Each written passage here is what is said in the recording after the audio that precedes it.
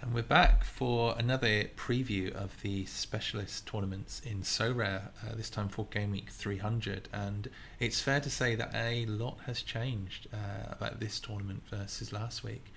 One, we've got the new matrix in place, so we're basically going to be picking players for eligibility based on their old matrix scores, but they will be eligible to play this weekend and will be scored under their new matrix scores. So if you can pick players that are expected to get a bump under their new matrix conditions, then it could be a really, really valuable play this weekend. I think particularly with getting players that are under 60 point average.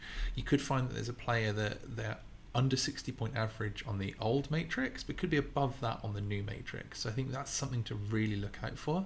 The other thing is second division players. Second division players are here. There are a bunch on the platform and they will be scored this weekend. Going back to the podcast I recorded with Josh Forth recently, we talked a lot about differentials. And one thing that is, for me, super, super exciting about these second division players coming on board is that there is just such a brilliant opportunity for differentials. And also, the market hasn't really moved that much on them. So there's still some very, very affordable players.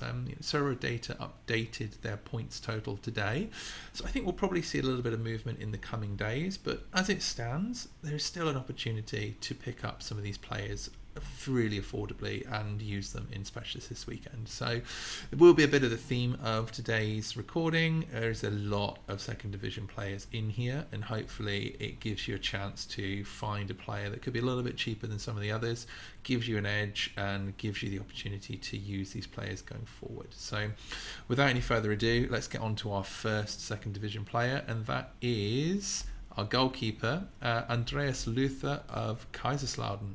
So he was backup at Union Berlin last season. That was where he's minted. He has moved to Kaiserslautern in the second division, and he is now their starting goalkeeper. What really, really stands out about him for me is his AA. You know, look at that. Even without a clean sheet, he's averaged over 50 points in the last 3 games. You know, and also as well, they have played some of the tougher clubs in the division. Particularly last week against Greuther Fürth as well. So you'd imagine that he's got some clean sheets in him against the weaker teams. But also, if he's putting up that kind of AA, there is a bit of insurance, particularly with specialists, is that he could concede and hopefully still goes above the 50 point mark. So he's someone that really excites me this weekend as a goalkeeper pick. He also, not only because of his scoring potential, but because of his price. I really don't understand what's going on with the second div players here. There was a massive initial spike on coverage and then a big wave of undercutting with managers trying to sell off that maybe bought him cheaply, had been holding on to him for a while. But he's now rising back up again. And I think realistically, even to play in global, 0.04 is not a lot of ETH for a playable goalkeeper. The good thing about him is that, you know, not only can you use him now, you imagine you'll get another week potentially out of him based on how close he is to the 40 point mark, but he just provides value beyond that. And I honestly think that him and Severa of Deportivo probably going to be among the best goalkeepers that are currently minted for the upcoming second division tournament that will be introduced soon, according to Sorare, whatever soon means, but we will have a new division in not so long, which means you can use them. So I just think that there's a lot of value in this player this weekend, and, you know, great AA scoring potential. Next up, we move on to the defender. This is a player that was actually minted at Salernitana. He was on loan last season at Salernitana from Sampdoria. He's now gone to Genoa, who were relegated last season from Serie A. He's now in Serie B. The one thing about this particular player is that there really are not many cards of him at all. There's 38 limited and 3 rare. So as a differential pick, he could be something quite special. He's a 20-year-old centre-back that has, in his first couple of games, started a bit slowly, but, you know, 50 points against Benevento, who are one of the stronger teams in Serie B. I think there's potential for him to be a useful player, particularly at this level. So he's a really interesting one, just purely because of that differential aspect, because of the scarcity of the cards. I think the likelihood is that Genoa will be minted because Sorare have the license for them. So I would expect more Dragosin cards to come in future weeks. But for now, for this weekend, I think he's a really, really interesting pick from a differential aspect. Last but not least in our defenders is Andreas Andrade. Once again, you see a bit of a spike and then a pullback on his costs, but he is a centre-back that plays for Arminia Bielefeld. Arminia have been relegated from the Bundesliga last season.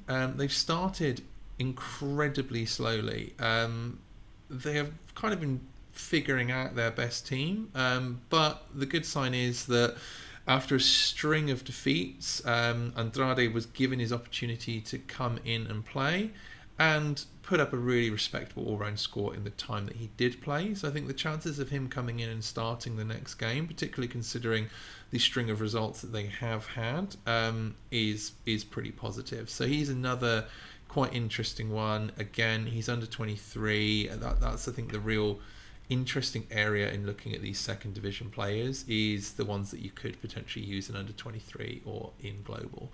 I think, if you look at it, a lot of these players are very, very affordable. So if you're someone that is looking to upgrade your under 23 or your global side, then there is an opportunity to scout some of these players and do so. I think this in particular is a really, really overlooked aspect of adding these divisions in, is that you do have an opportunity to affordably upgrade your team. So my hope in recommending some of these players is that you could use them this weekend for specialist, but they could also provide some value because a lot of them are essentially counted based on their scores from higher divisions. So the expectation is that they would score better in a theoretically weaker league. So we're kind of catching them, much like trying to catch a player that's had a transfer. We're catching them on something, an unusual event that has led to a change in scores. So not only have they been, players that have scored based on their Bundesliga 1 and they're now in 2 Bundesliga, but you've got the matrix change as well. There's a really interesting dynamic of the players that come in this weekend. One player that is not at a relegated side, although we often make jokes that we wish Leeds were relegated because they'd be quite good in the Championship, is Robin Koch. So Robin was one of these interesting players that got minted when Sorare did a run of international cards. If you're listening to Sorare, please give us some more international cards because I just was baffled that we've had them and then we never saw them again. But Robin Koch is one of those players. He's also incredibly scarce. Only 15 limited. Price at the moment 0.03. Leeds have started pretty well this season, to be honest, and they have a fixture against Brighton this weekend. Koch is a player that I think is pretty interesting.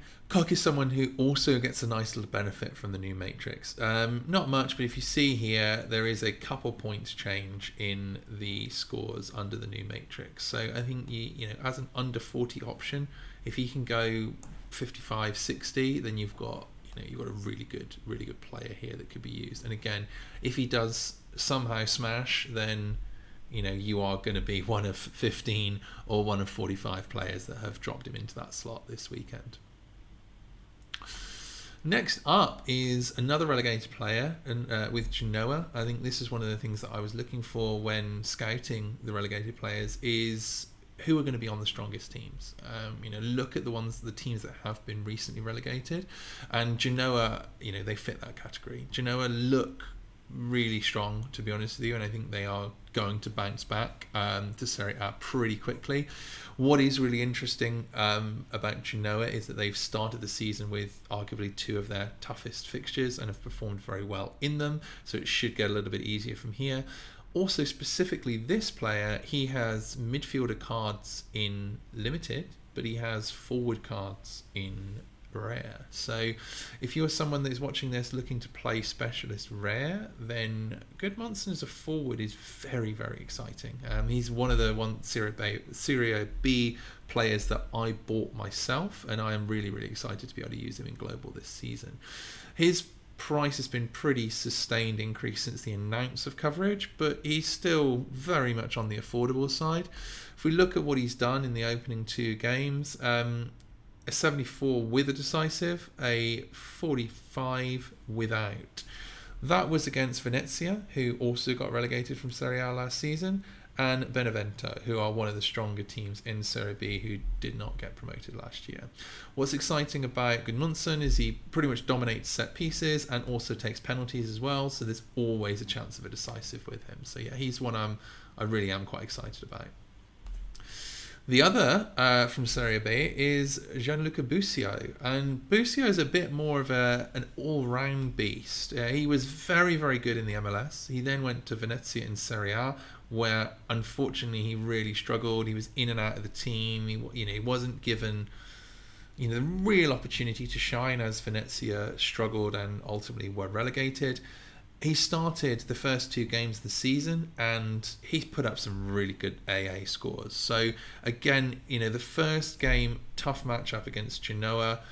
He then played against Südtirol, which the Venezia won. He's not been able to turn this sort of AA dominance into decisives yet, but even still, if you're going to play with a floor of around 55, 60, and the chance that they could get a decisive, that's an ideal spot to be in for a under 40 player in specialists. So yeah, Busio is one I think that is probably, if I were to say, probably is one of the top 5 players in the second divisions that have cards already. So yeah, quite excited about him. Cittadella this weekend is a really, really good fixture. So yeah, I would be definitely looking towards Busio as someone to play this weekend if you are playing in Specialist Rare, because unfortunately he doesn't have any cards in Limited. But I thought I'd just mix it up and show a couple of different options this week. One player who does have a limited card is Jefferson Soteldo. So the link of MLS players is strong, or ex-MLS players is strong here. But what's really interesting is Soteldo has really bounced around clubs the last sort of 6 to 12 months. He started off at Santos, he then went to Toronto, he then went to Tigre in Liga MX, flopped at all of them, went back to Santos, in his first game, bangs a 76. Honestly, and that was against Sao Paulo, who are a pretty solid side. So whatever they are feeding him down in Brazil, he seems to feel comfortable, he seems to feel happy, and they are playing against Cuiabá this weekend. It's a really, really good fixture. He's come out of nowhere as an option, and I think he will be a pretty popular pick this weekend just because of the way he came and announced himself in his most recent game. Heading back to the second divisions, we have Havard Nielsen, who is at Hanover in the 2 Bundesliga. He's in there just because he's so astonishingly cheap at the moment. Like, if you're looking for a filler on a budget, he's pretty exciting. He's more decisive driven than the options that I usually recommend, but he's shown he's got the capability of scoring at this level. He's already got 2 goals so far this season. On paper, it's a fairly tough fixture this weekend, but he is at home, and I just think if you are, if you're just looking, you're in a tight spot and you're looking for an affordable player to fill this weekend, then he's $9 at the moment, 0.0057. So yeah, I like to try and mix it up and show options at different budgets, and this is very much one in the basement, so to speak. But yeah, one to think of, and one that sort of plays every game. Next weekend, good game against Rostock. Like, there's a decent run of fixtures for him, and yeah, for that price you can't really argue. One player that's got a potentially a better upside, but is in the second division, is Ahmed Kutku. So he has gone to Sandhausen in the second Bundesliga, and first 2 games he's ripped a 70 and a 76. So he really, really, really has announced himself in this league. What I think is really, really interesting about the 2 Bundesliga is that it always tends to be incredibly competitive. It's kind of like the Championship in England, where there's never, the same clubs aren't always up there. Obviously, you have the aspect of promotion, but it can be, you can get players and teams that, come out of nowhere and have a really good season and get promoted to the Bundesliga. It's not like, the same teams bouncing between Bundesliga and 2 Bundesliga each year. So this is what makes it really interesting. And although Sandhausen, they haven't been in the Bundesliga in my memory, the chances of them being stronger this season, particularly with Kutku in such great form, I think it makes it for a very, very interesting league. And again, he's one player that is very much on the affordable side, and also still under 23 as well. So yeah, a super interesting option for me. Last but not least, we go to Miguel de la Fuente, who is in the second division in Spain. Again, he is another under 23, very much on the affordable side. He, like Kutku, has started pretty well. He's had 1 goal in his opening 2 games, and this weekend he plays against Ibiza, which is one of the weaker teams in the league. So the chance of him grabbing a decisive this weekend is, I'd say, pretty high. He's the locked-in starter there. He's a young player. He's going to get game time, which I think makes him really interesting. So I hope that's been beneficial. Thank you ever so much for tuning in, and see you next time.